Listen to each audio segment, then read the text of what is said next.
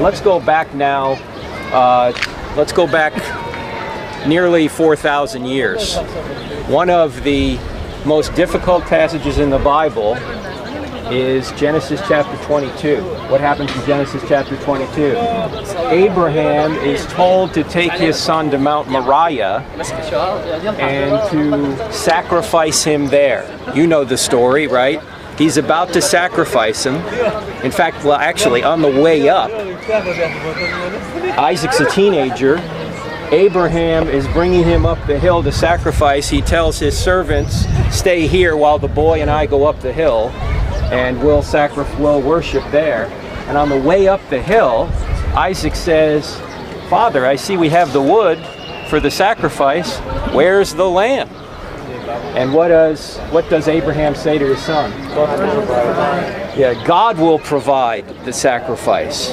So he gets him up, he builds the altar, he puts the wood under it, and Isaac's probably still going, well, where's the lamb? Suddenly, Abraham grabs him and throws him on the altar and starts to tie him up. What do you think Isaac's thinking? Yeah. What is going on here? I did not sign up for this. Right? He ties him up, he takes the dagger, and he's about to basically gut his son. And the angel says, do not touch the boy. And then Abraham looks over to the side and sees that there's a ram caught in the thicket by his horns, who is the sacrifice, and he then sacrifices the ram, of course, instead of Isaac. And many atheists and unbelievers will say, how could you believe such a story? I mean, if God were to come to you today and say, sacrifice your son, what would you say? This is crazy. You know, we'd commit you to some kind of psychiatric ward. You'd have to go see Dr. Hilda, right? And I would medicate you. That's right. And I would medicate She wouldn't be able to get you off, right?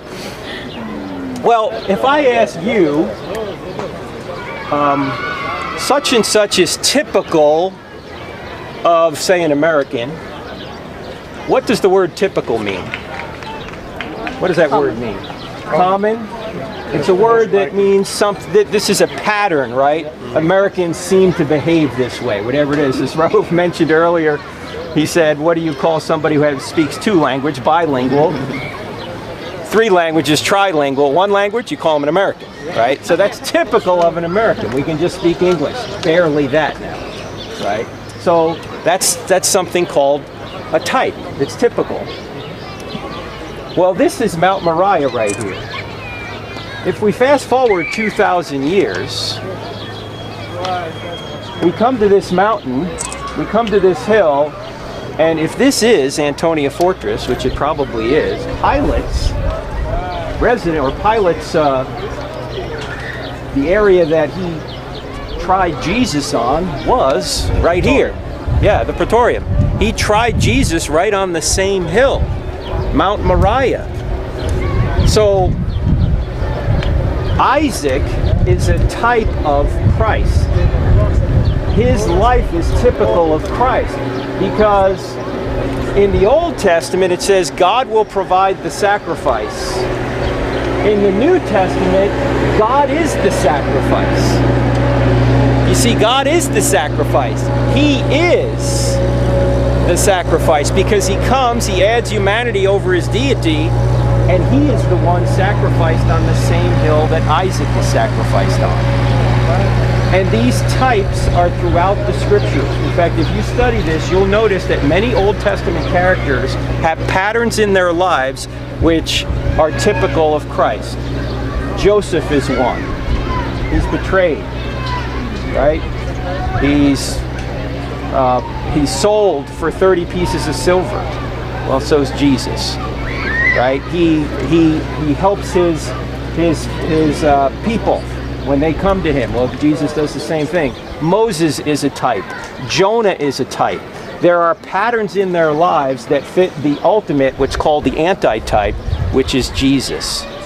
Now, Jesus also was in the temple, obviously, before his crucifixion, probably down there. And you remember the story when the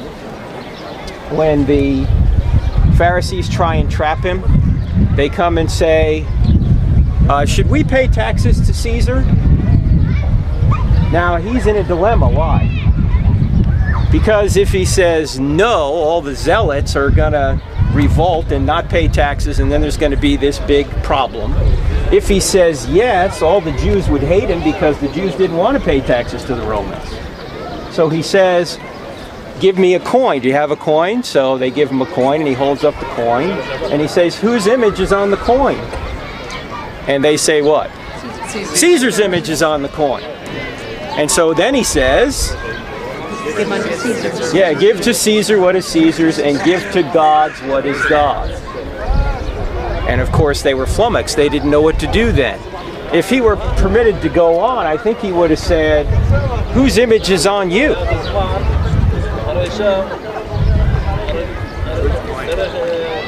God's image is on you. So give to Caesar what is Caesar's, but give to God what is God's. You are God's, in the sense that his image is on you. So you are to give yourself to God. And that's ultimately what we're to do if we're to accept the free gift that Christ accomplished right here. We're to give ourselves to him.